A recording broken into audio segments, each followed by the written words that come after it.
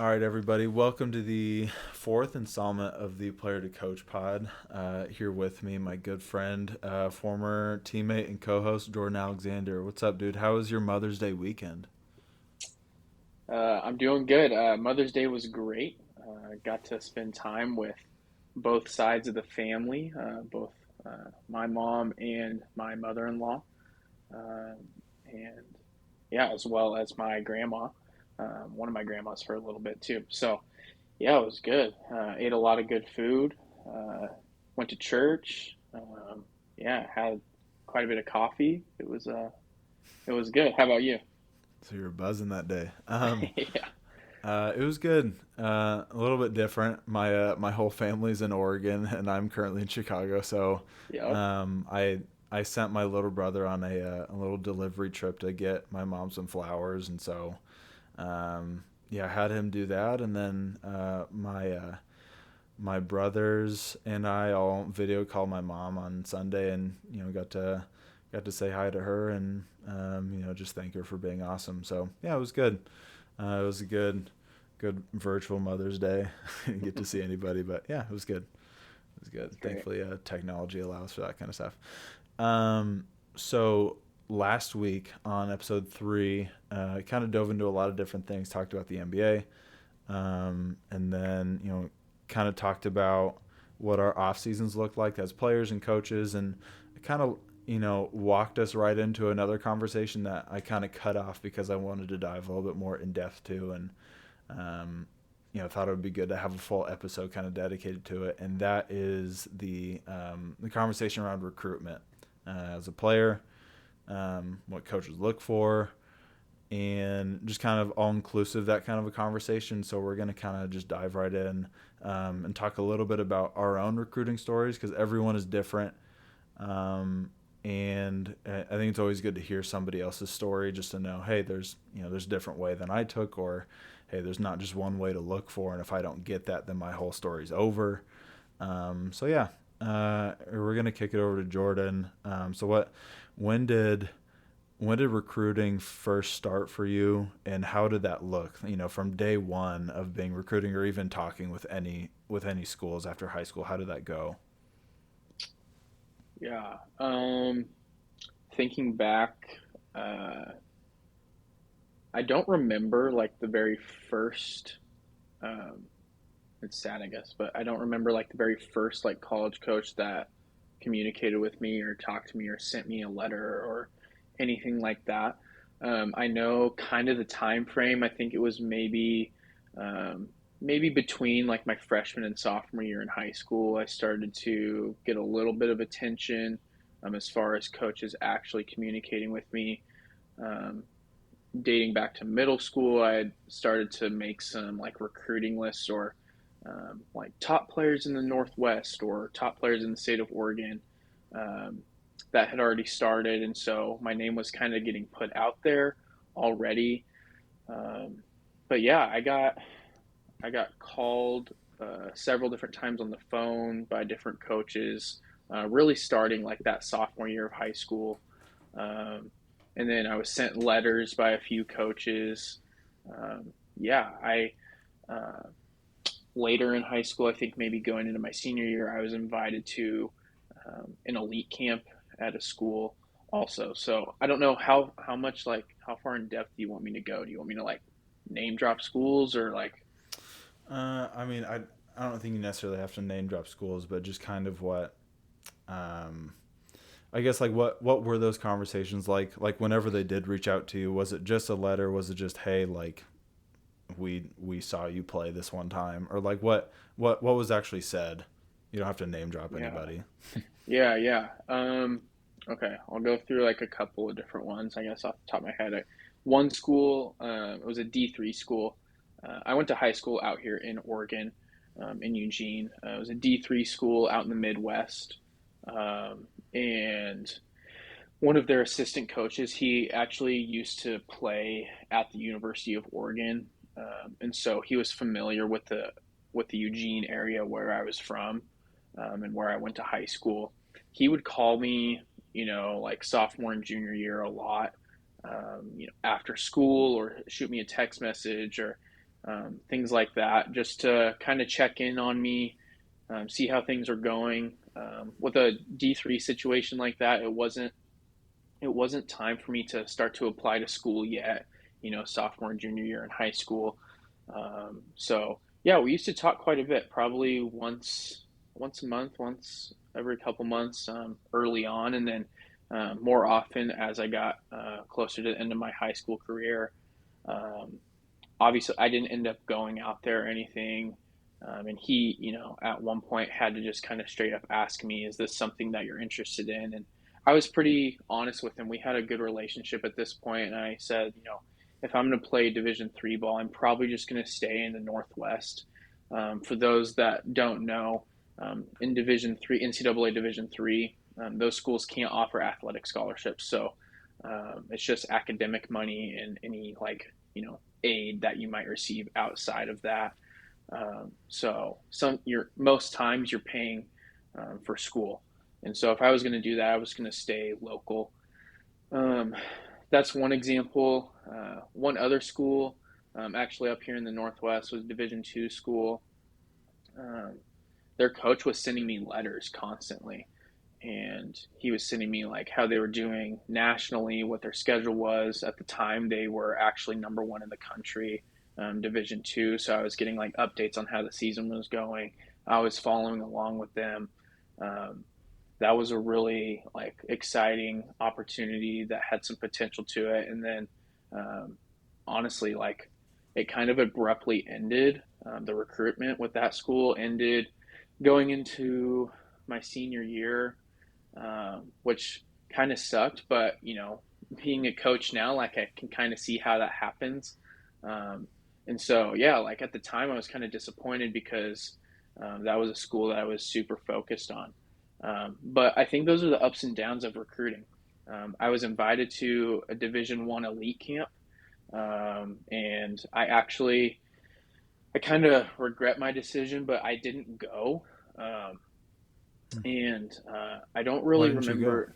I don't really remember the exact reason why. I don't know if there was like a conflict or something like that, and um, I'm not sure. I don't think I was necessarily good enough to play Division 1 basketball, but um, it would have just been like a cool opportunity. I think that I should have gone, and we can kind of get into like advice to recruits later and everything. But um, yeah, I guess I just had several different experiences with recruiting as far as how it went for me to make my final decision and the schools that I was serious about. I took a few visits.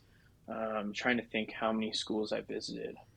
Um, I think I seriously visited 3 schools, and they were kind of my final three. Um, and yeah, I played in open gyms at those schools. Um, did tours of the school.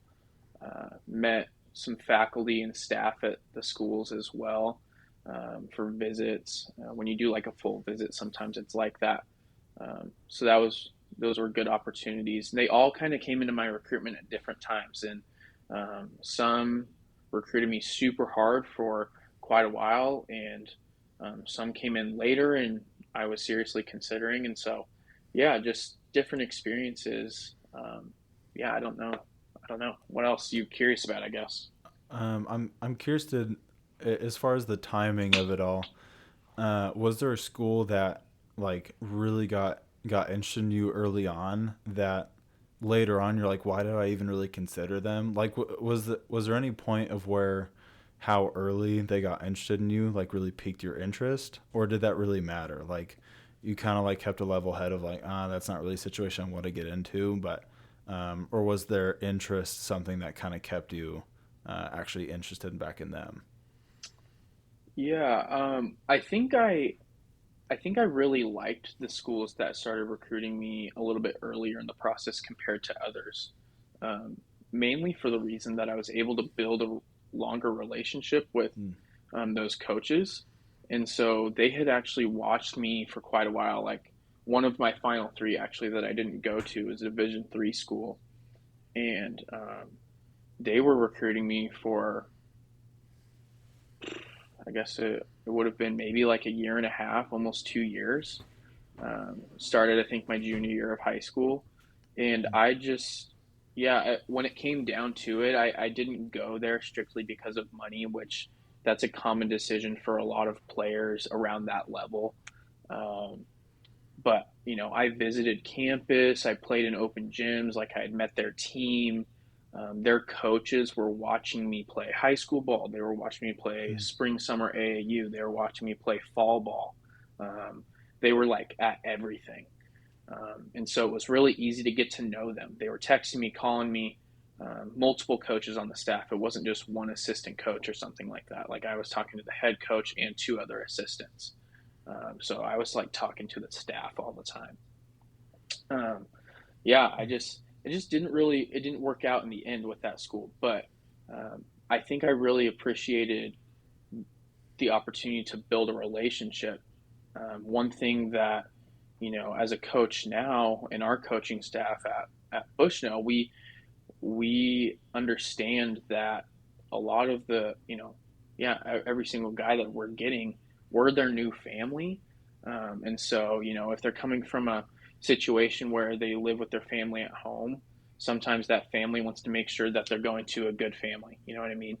And so I think me and my family felt comfortable with the schools that we had built relationships with, um, a big part because of that type of reason. So, uh, yeah, yeah. What's your take on that? Like, I guess I kind of want to hear what you have to say as far as how important is it to you how early on a school comes in and talks to you. I mean, I have a little bit of different experience in the recruiting process, so there really wasn't much to it on that level. Hmm. As far as like specifically with the relationship, so with me, I really the only reason why I was able to play at at NCU, now Bushnell, was because of a an assistant coach that I had at my high school that had a connection with one of the assistant coaches at Bushnell, and he was able to vouch for me. Kind of one of those situations where, I mean, talk about relationships. I mean, that's everything in life, but I mean, especially in basketball, where if I'm sure if I went in with a cold email or a cold call and just kind of showed up, I wouldn't have gotten the attention that I would have if it Right. wasn't for that assistant coach I had, and so I'm really grateful for that.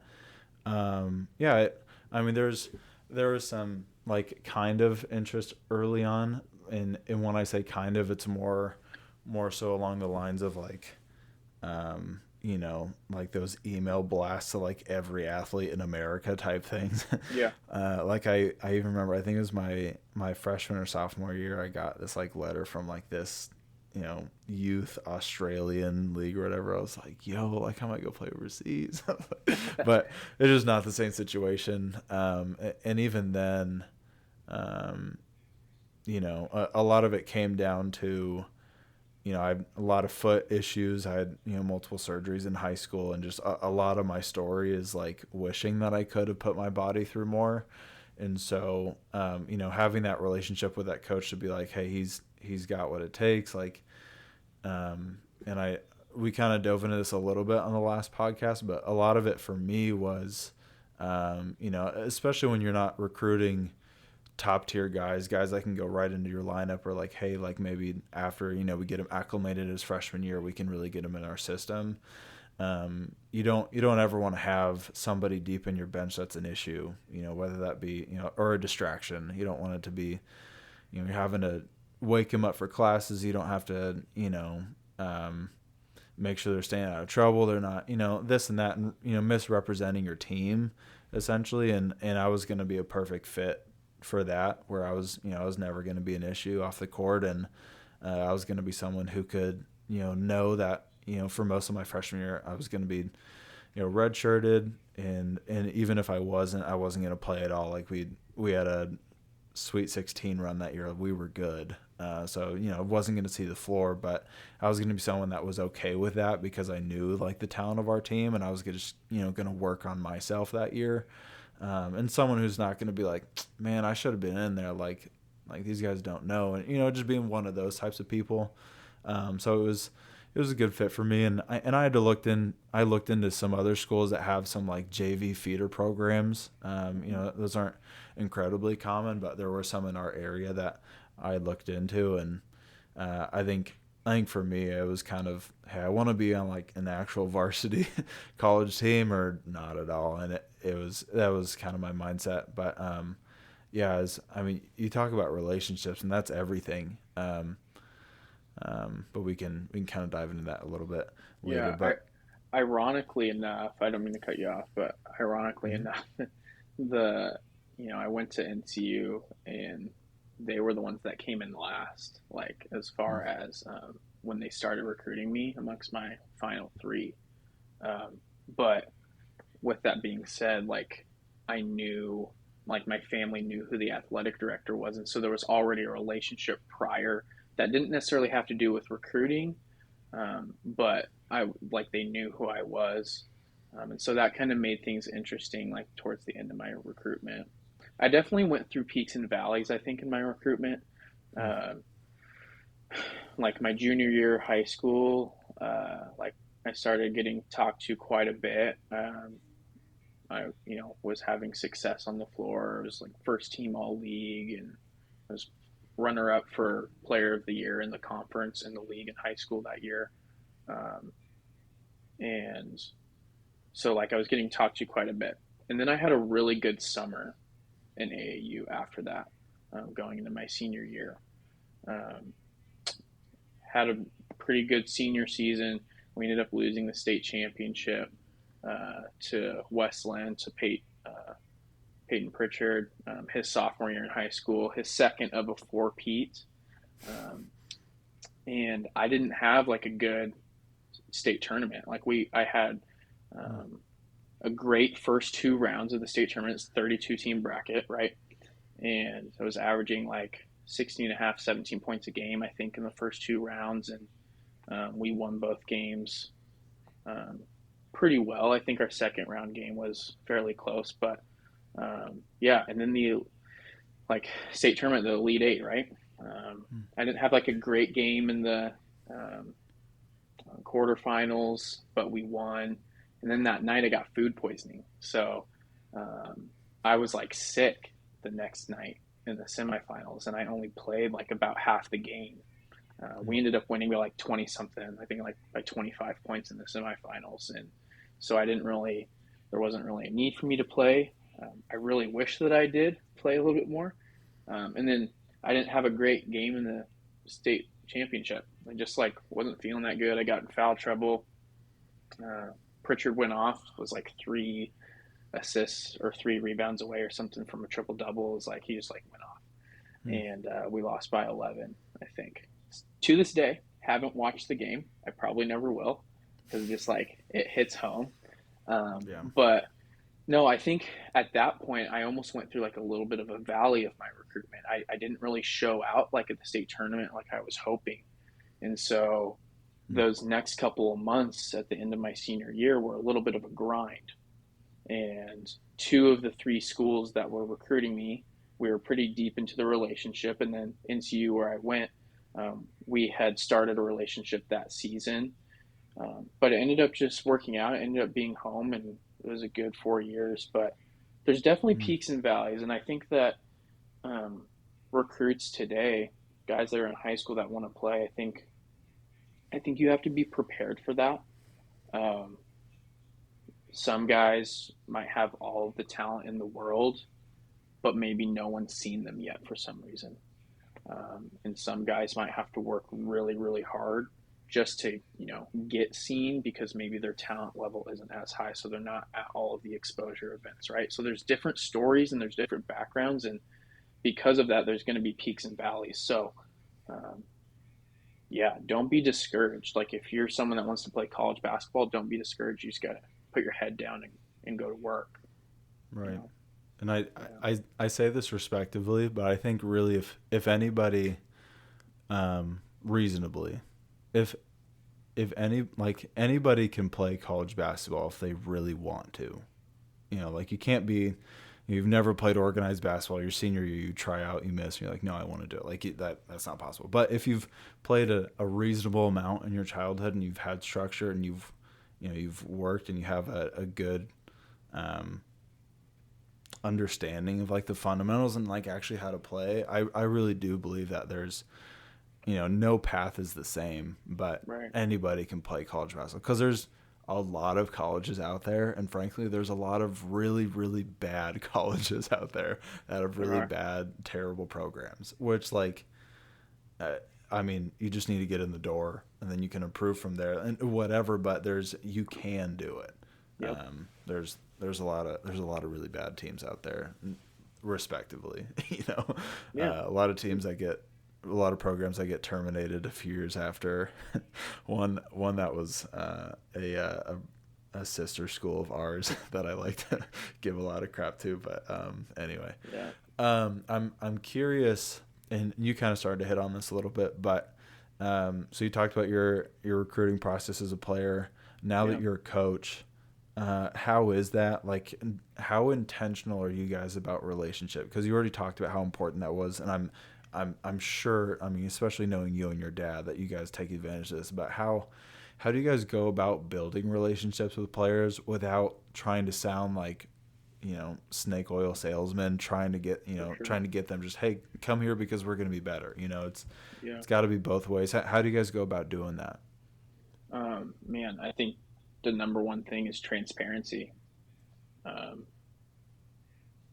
we don't tell people what they like to hear all the time, and that comes from my dad being the head coach, and that's how I would want to run a program too if it was my own. Um, we, we tell our recruits and our current players the truth 100% of the time, from the very first day that we recruit them, all the way through graduation and beyond.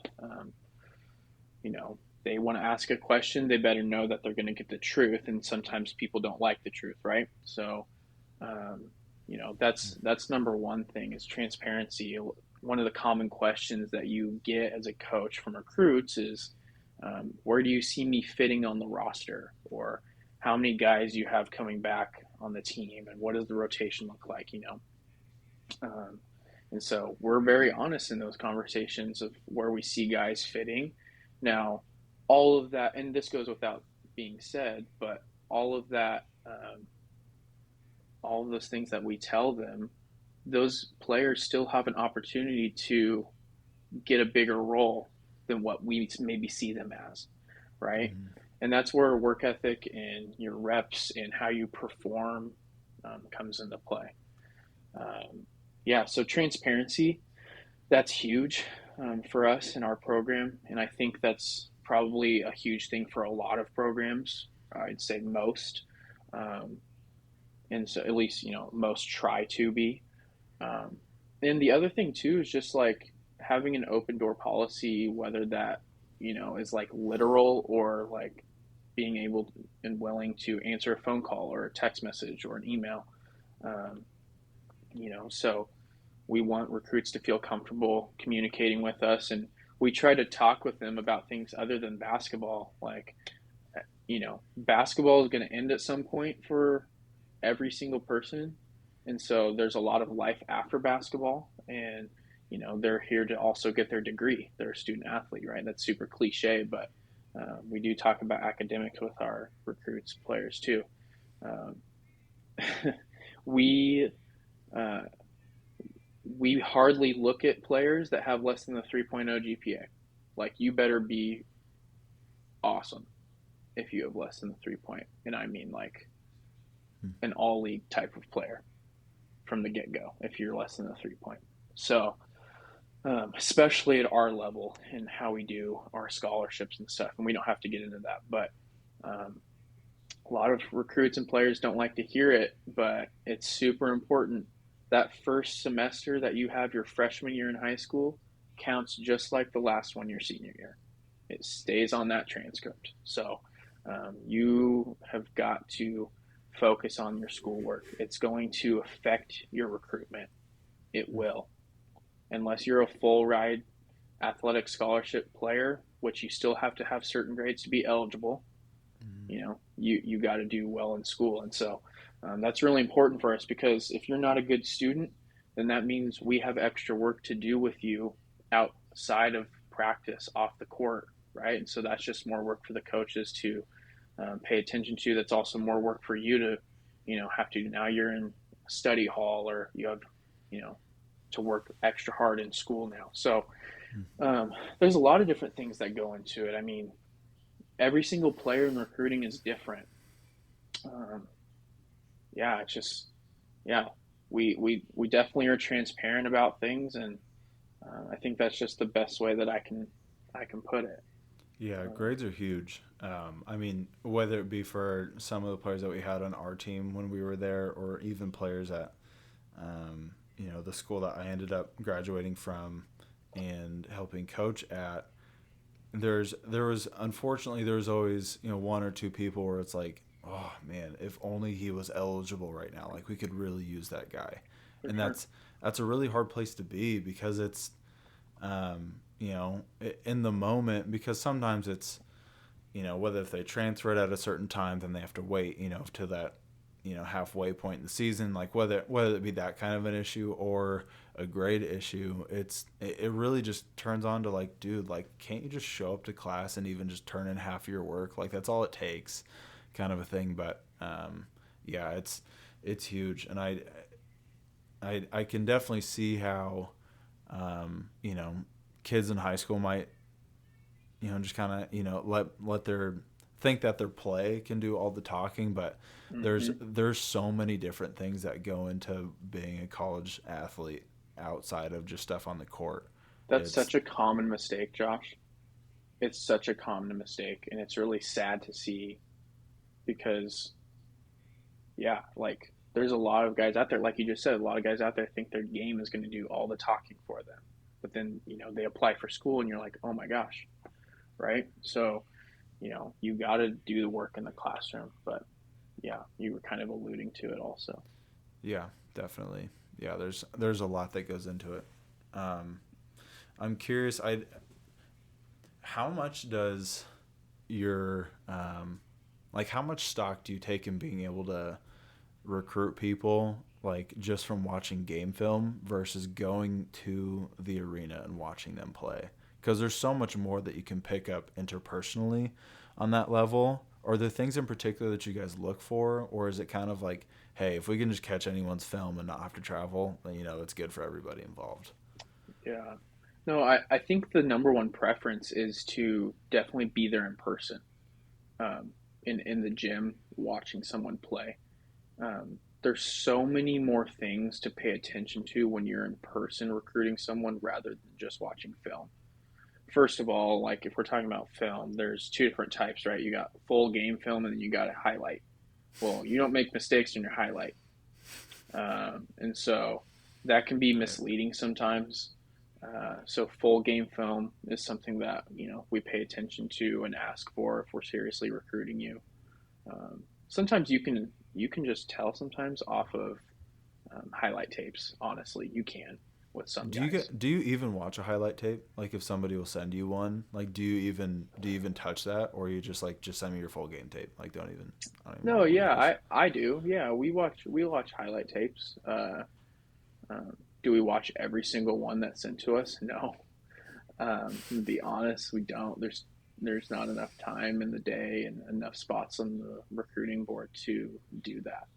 Um, but yeah, we do like watching full game film.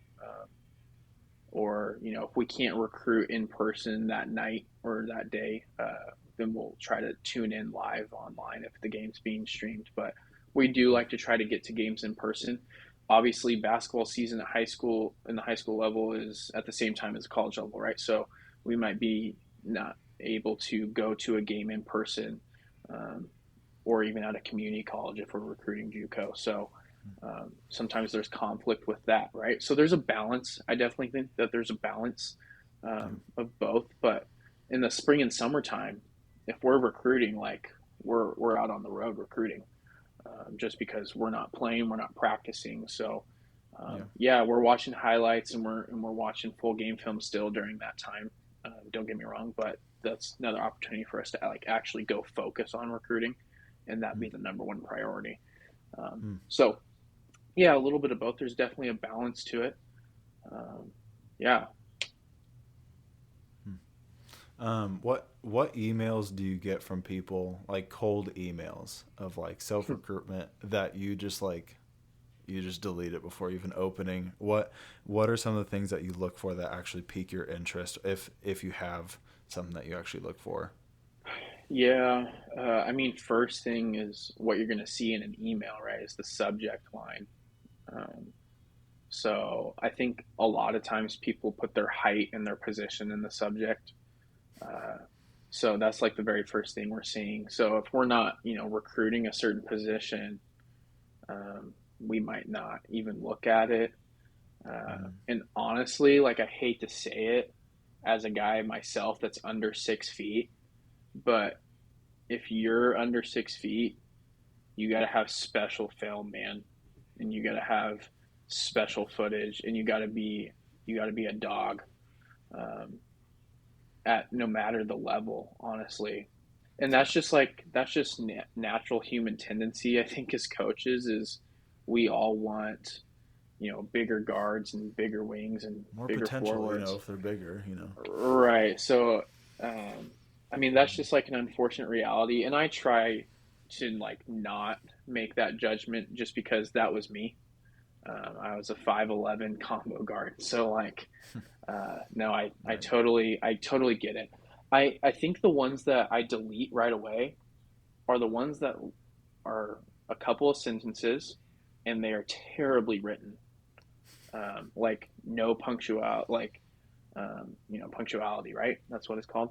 Yeah. Um, and so, yeah, it's So get like someone to proofread your like email before like you the send it. comma, like the commas are in the wrong spot, and the period is like three Yeah. spaces after the last word, and nothing's capitalized at like the right, like that type of stuff. It's like, Yeah. okay, first of Oh, all, you're not a this guy, basic person. Okay, bye. right? Well, and he didn't put effort into it. Right. Into the email. If you're not going to put effort into the initial contact, what makes you think that coach is going to think you're going to put effort into the program? Right. You know what I mean? For sure. So uh, those definitely get deleted, um, at least by me. So I'm not everyone though. Um, Right. and then yeah, I think that's the toughest part. And you kind of mentioned this earlier, and I know that I kind of reacted to it last week's episode, but I don't know if recruits understand how many emails are getting sent to coaches. And it's not just in our program, it's every single program across America. And I know that we get a lot at the NAIA level. I can only imagine how many, Yeah. schools are getting at upper levels. Um, so guys have to understand that we might not respond to everything, which I hate to say that because I respect the effort that guys give, trying to get in contact, but you have to be persistent. That is very important. If you're persistent and we see your name pop up quite a bit, okay, eventually we're probably going to look. Um, and we may or may not like it, getting a constant email or message, and we may or may not like your film, but persistence is going to get us to at least look one time. At least it will for me. So I think that's really important. And you got to do stuff. You got to have stuff in your email or in your film that's kind of separate you. And I'm not just talking about like your height and weight. Um, you know, you can tell sometimes, especially in the full game film, how hard a guy works, and um, all of that. If we come to watch you in person, and I think this is every coach, just about every coach, we're not always watching like to see how many buckets you can get or all that. Like, are you playing defense? How's your team defense? What are your antics on the bench? Are you Mm-hmm. paying attention in timeouts? Are you being a leader on the floor? Are you, talking with the crowd? Are you talking with the refs? Like, there's a lot more that we can see in person, and that's why we prefer to be in person recruiting. Um, Yeah. And so, yeah, I mean, I'm sure you can kind of speak to that too and what your opinions are on all that. But Yeah, definitely. I mean, I I believe it was the Old Man of the Three podcast. They had PJ Tucker on, and it was like right after he had been drafted out of Texas, and I'm totally blanking on whatever team he got drafted by, but essentially he hadn't played the first few weeks, he's in and Toronto, right? yeah, that's what it was. Yeah, because he had talked about the whole passport thing, and essentially they pulled him aside one day and they cut him because they showed him film of like how disengaged he was on the Mm-hmm. bench, and it's Mm-hmm. like what are you even doing here? Like Right. you can't even be selfless enough to get excited for your own team and their Right. success. Like that's why are you here? And like obviously they answer that for him by cutting him. Right. And what the best part about that interview that they did is that he talked about because he ended up going and playing overseas, and obviously he's back now and he just won a ring this last year. But he talked about at first he was angry, and it was always they shouldn't have done that or whatever. But it came to him where he was like, I need to like never ever let somebody like think that of me again, and he corrected it. And so that was just a quick story of just like you really do look at everything. And like a big thing for me is like that I had a big issue with people when I was a player, and like even now when I'm a coach, I get really really angry at this is when people get mad when they get taken out.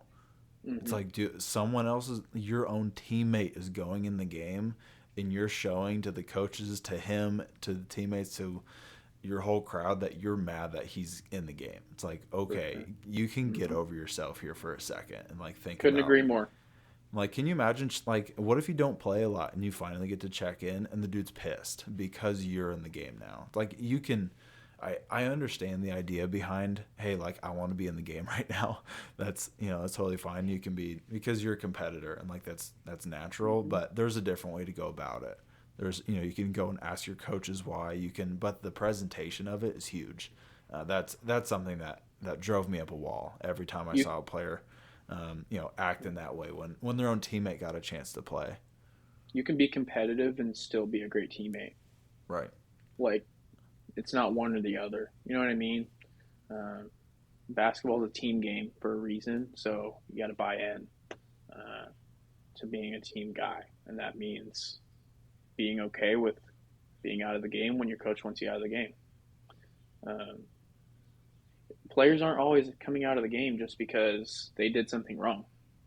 Um, it could be strictly because of the five that the coach wants on the floor, or literally go watch an NBA playoff series and figure out matchups and what matchups are better. I mean, if you're watching the NBA playoffs right now, Duncan Robinson's played one Yep. minute in this series against Philly, and She got a DNP people, yesterday. right, Didn't even get and in. people are questioning the coaches why he's not playing. Now, I'm not saying that he should or shouldn't play. Like, if I'm giving my input, I would like to see him play. Mm-hmm. But I'm not Eric Spoelstra, and I'm not in their meetings, and I'm not, out there trying to figure out their matchups with Philly and all that. But that's a guy that, you know, is probably trying to do, maybe he is frustrated, but he's probably trying to do his role to the best of his ability, whatever that is right now, whatever the team needs. I mean, it's one goal. They're trying to win a championship, Yeah. right? He's not like trying to hit 20 minutes of playing time. That's not his goal. So, Right. um, yeah, I agree with you. That is a pet peeve of mine also. Yeah, and that's the kind of stuff we're watching that. Like, we're watching all that stuff when we're recruiting. Players don't think certain things matter, and it's not like we're not forgiving about certain things, but there are things out there that'll get you crossed off of a recruiting list. I mean, we've crossed guys off the list because of attitudes that we've seen in person. We're like, that does not fit what we want. That doesn't fit our Mm. culture. That wouldn't fit in our locker room. Um, you know, it sometimes it's completely non-skill based as to why you are or why you aren't on a recruiting board. So Mm. um, so many different things that go into it, and everyone's Yeah, different. for sure. I'm really glad you mentioned that, because that's, yeah, that's huge, especially now when, and especially the position that you guys are in, being at the NAIA level, um, not having, firsthand picks of every, top athlete in America right now, making sure that, we got to hit on our guys, not only skill set wise, but they've got to fit here. And especially being at a, Christian private university, they've Yeah. got to have certain tools that are, and because you don't want to have a situation where, you guys are both kind of putting on a pretty face at first, but then they get there and both the coaching staff and the team don't feel a certain type of way against a player, and the player feels isolated and doesn't feel that type of way back. And so you don't want to get stuck in that situation. So I'm glad you hit on that part. Um, but one other thing I kind of want to hit on is, just kind of just what I talked about, being you guys being at the NAI level. One thing that I talked with our coach at Anderson, we were a D3 school Hmm. when I was coaching, and the challenge there is obviously, like, if you go to an Under Armour or whatever type of circuit, like, you can't just point at the top 10 players and be like, all right, let's get on the phone with him. Right. Like, you can't, Right. you got to be realistic. You can't be throwing out stuff at people that aren't even going to sniff at you. So where's the what type of a balance do you find there in recruiting guys that you think, hey, these are really good athletes that maybe are going a little bit under the wire, or like, hey, maybe we can kind of convince them because in my conversations with Anderson, it was a lot of like, hey, we got to make sure culture lines up first, or else like none of this really matters. It's Hmm. D3. They have to understand that, just like you talked about the athletic scholarships. You got to understand that, because we don't want to blindside them after we talk about this. Yeah. Christian University, got to get that out of the way. We have to make sure the people fit first. And then Yeah. from there, it's okay, great. That all checks off the list. Now, let's find maybe guys who are kind of getting overlooked. Let's find guys who kind of had some, maybe some injuries or whatever that like kind of held them back. You have relationships with people, and like really do your homework. Yeah, I feel like the lower and lower level that you are, as far as in the college ranks, you have to do a little bit more homework. But yeah, I'm curious how you Yeah. guys go about that.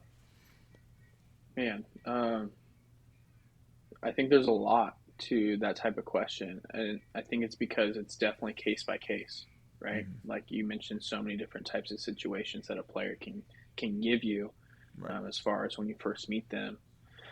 Um, yeah, I mean, obviously, I think the first thing for us is, and I think it would be for just about everyone in most situations, is do you pass the eye test? Like, do you Right. pass the eye test of like, do we think that you could play? And there are guys out there that don't pass the eye test that can play. There really are. I you know I think myself, I wasn't like very big guard or anything like that, and maybe I did, and maybe I didn't pass the eye test for certain levels, but I know that once they saw me shoot the basketball, I was passing that eye test.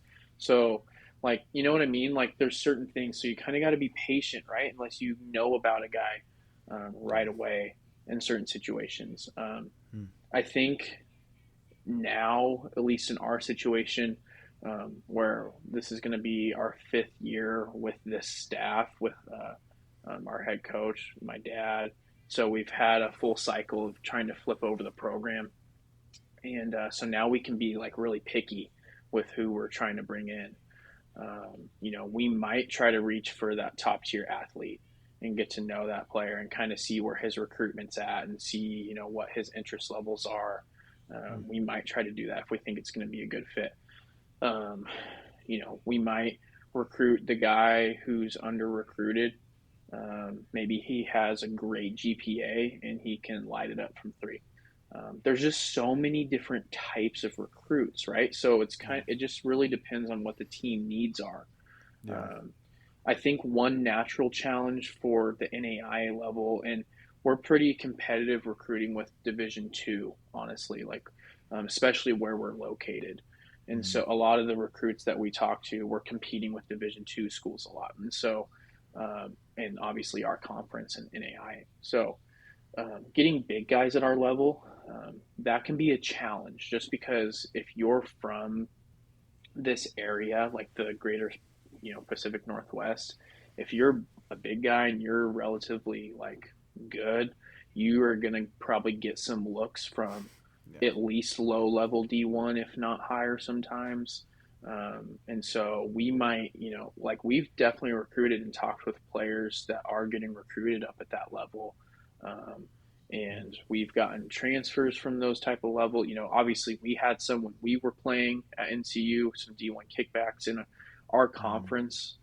We get D1 kickbacks and transfers all the time. So every single year there's some that pop up in the conference. And so yeah, I mean, there's just definitely a mix. Like, I think that's one thing, and we maybe have talked about this before, like outside of the podcast, but um, one thing that high schoolers might not realize yet, or maybe they do now because it's been a couple of years, but they're also competing with um, being recruited against guys in the transfer portal. So um, they're not just getting recruited against with JUCO players or other high schoolers. Like now, schools at our level and us, we're talking to guys that are in the transfer portal from D1, D2, and other NAI. Like there's just so many players available, and it's tough to get on rosters. I think the talent is going to spread out a little bit, but you can't, like as a player, you can't really be picky necessarily with how many schools are talking to you. It could just be a couple, and you got to really take those two serious, regardless of the level, because coaches are being picky. And so, if coaches are going to be picky, you can't afford to be picky necessarily, or else you might miss the bus. So, Right. uh, you know what I mean? I don't know. That kind of gets off topic a little bit, but there's just so many different types of players in so many different situations. We might have to talk to players about their grades or what they want to do academically and career wise, or um, you know, does this Mm. guy want to try to go play pro, or is this guy like, are we just talking to him straight, because of basketball and his skill ability, and we'll worry about the other stuff maybe a little bit after that. So Mm. there's so many different mixtures, and it's definitely year to year based off what we need. For sure. Mm. I think the common thing, and this is something that a lot of coaches would say that have their own program, but we talked about it earlier, is the common thing every year is we still want you to fit the culture of the program. Um, our goal is to win games, right? So you're going to help us win games if you're a part of that culture, a part of that fit and that family. If we see that you can be included in that, so yeah, that's the common theme every single year.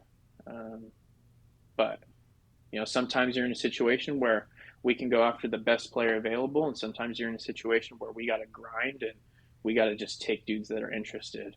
And we've been in both situations, and I've seen both, and I've known guys that are getting recruited to those types of situations. So Mm. uh, yeah, recruiting can be all over the place, man.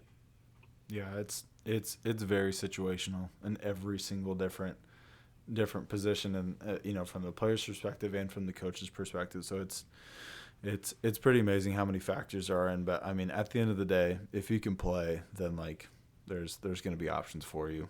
Yeah, And so it's really once you're either not getting as many looks as you wanted, or even in some cases not getting any looks at all, where you really have to exercise every single variable possible. And that was kind of the case for me, where um, you know I would assume not too many people want to be going into their senior year of um, high school basketball with no looks, for someone who always dreamt of playing college ball. But thankfully for me, I had somebody that I knew closely that had connections, and I was someone who had really good grades, and I was never going to be an issue off the court, and I wasn't going to be someone who was pouty yeah, on the sidelines. And so thankfully it worked out for me. And honestly, I was just as close as to never making it on a college team as I was to making it. So it really is a game of variables. And I kind of mentioned this to you earlier before we kind of started recording the pod, but pretty I can say my college experience in a pretty vague way and kind of make myself sound pretty awesome. Like, yeah, did we, went to Sweet 16, was on this team, but Right. dive in the nitty gritty of like I wasn't on scholarship. I didn't get any help financially, and I even paid the $250 fee to be on the team my first year. I got bumped up to the level of where I didn't have to pay that fee my sophomore year, so I felt pretty good about myself. But Yeah. to this day, probably the best $250 I'd ever spent. You know, Yeah. Yeah. just one of those things where you get to meet guys like you or like Brendan, who we had on our first pod, and just like all the opportunities that it came afterwards. Yeah, it's just life changing and life altering, and so it's every situation is situational, and there's options out there if you really want to go get it. Definitely. Well, you know what's crazy about that, Josh, is that not everyone would say the same thing as you. Is like there's guys out there that could turn that opportunity down if they had to pay $250 and didn't get a scholarship, and Oh you yeah, know, I mean, people will walk away from it because of that and don't want to embrace it. Like, there's stories out there all the time of guys getting put on scholarship while they're in their career, or they'll just give up on their dream or something. Um, I think something that me and you talked about outside of the podcast was, like opportunity, like what opportunities do you take, if coaches aren't responding to you via email, text, phone call. Um, I mean, you got to try to get to an open gym. Get to your, if you have no looks and you're not happy about that, but you still want to play, like get to your local community college that has a team and try to get a spot there. Like try to get a start. Um, Go to a tryout. Try to walk on to a team. If that's something you really want to do, you got to put yourself out there and you got to find that. You got to find those. Um, don't burn bridges with your connections, as best as possible. Obviously, those are situational sometimes, but um, it's not always what you know. A lot of times it's who you know. And that's like in just about every single industry in the world, not just basketball. So, um, you know, put yourself out there. Don't be afraid to, like, if you're trying to play. Um, there isn't a guarantee that coaches are going to respond. And I think that's the tough part about that's the business side of it, of college basketball. Um, but, I try to do my best about that stuff with guys that we seriously want to take a look at or acknowledge. And every coach is different, but uh, yeah, like you can't be afraid to put yourself out there. Um, if you're hesitant about it, it's probably not for you. So, yeah, um, you know what I mean? And I know you can relate to that. Uh, so, for sure. Yeah, I yeah, think there's a certain level of like betting on yourself and a certain level of like I want this so bad that like I'm willing to feel humiliated in a few different situations. Like it's not the best feeling to send out your best to somebody and have them say no, but yeah, um, I mean, truthfully, you never know what can happen. You never know mm-hmm. who's and it kind of happened in a completely different sense, and like look at the NBA this last year or 2 years ago when the pandemic was happening, or even stuff with the vaccine where it's like, hey, I mean, dudes are signing 10 days like out of nowhere, where they were looking to fill spots, and you just never know the end result or how someone's going to take it. So don't be afraid to shoot your shot, as they say. And but yeah, definitely make sure that you're checking all your boxes as well. You can't just bring one thing to the table, and you can't let your pride be completely on the line every time you send that thing out there, because you never know what's going to get said back. Definitely. Yeah, and like you got to be willing, I think, to stick things out sometimes. Like you just got to like you might be in a situation. It could be your only situation as far as like finding a place to play, and maybe it's not the perfect situation that you want, but maybe it's what you need. And so, yeah, there's opportunities out there, but like you just said, you never know when your time's going to come, and Yeah, it's definitely there's such a small percentage of high school basketball players that play college ball, right? Mm. So there is a lot of spots out there, but at the same time there isn't. So it's Yeah. that's what, when we're talking about like players can't be picky, like you really can't be picky. If a coach reaches out to you and acknowledges you, you you better do your due diligence to respond at least, even if that's not where you want to go.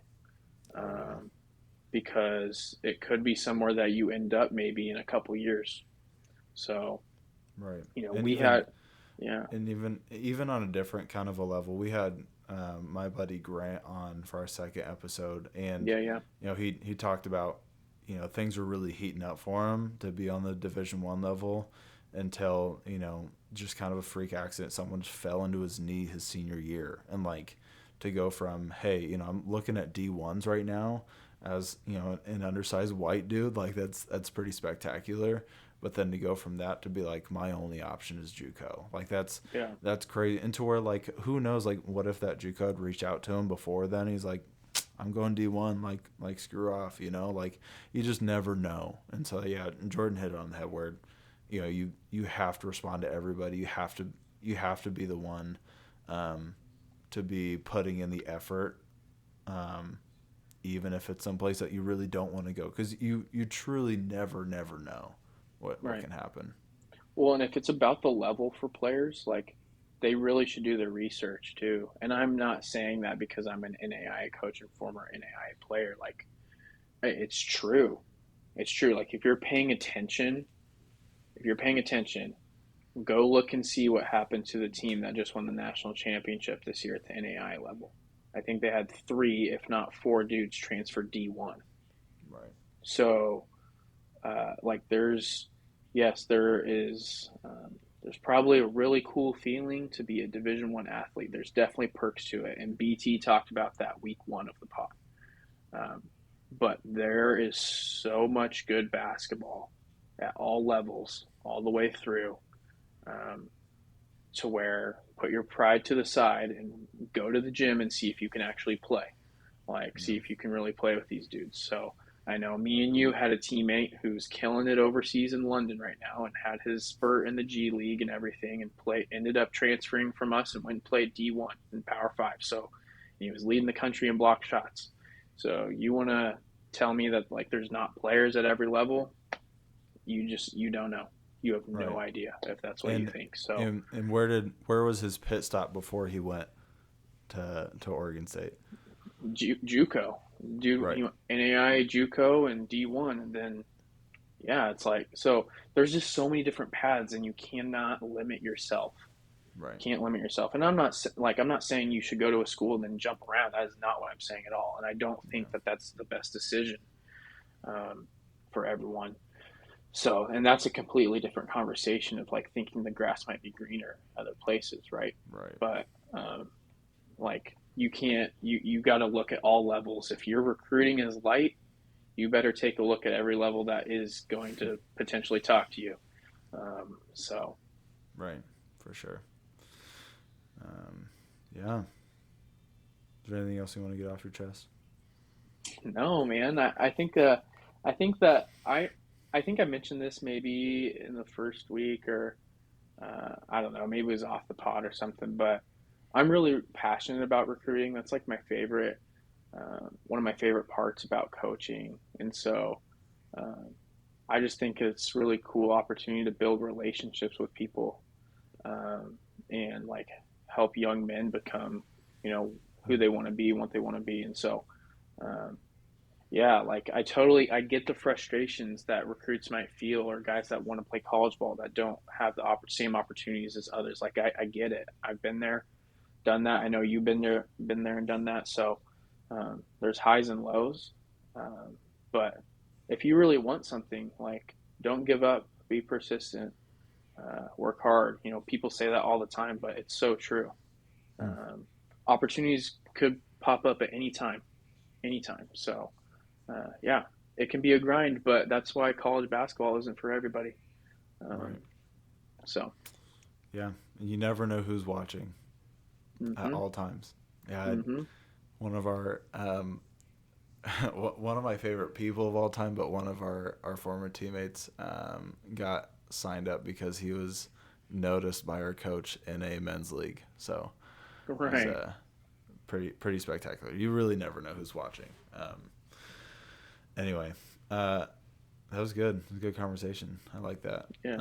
I think we definitely speak more so on our level of, um, not being guys where you can be demanding what type of NIL deal you can offer me before I consider you. But Yeah. um, I think more times than not, more people are going to fall in the boat of where we ended up versus that.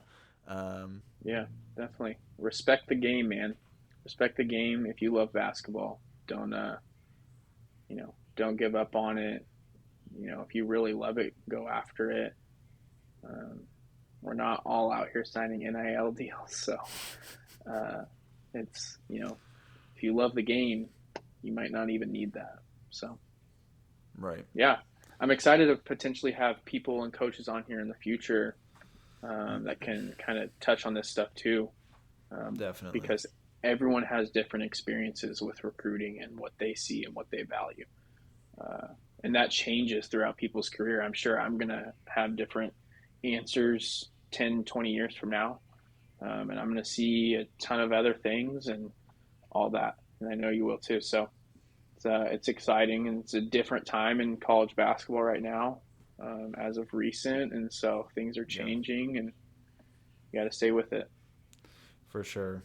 Yeah, I think that's what I'm most excited for is like I'm excited that this is a topic that I don't have all the answers to because I'm ready to go ask some people, so we can figure out the answers all together. Let's Yep. be together. Anyway, thank you for tuning into our fourth episode of the pod. Hopefully, you guys got something out of it, and tune in next Friday for our next episode.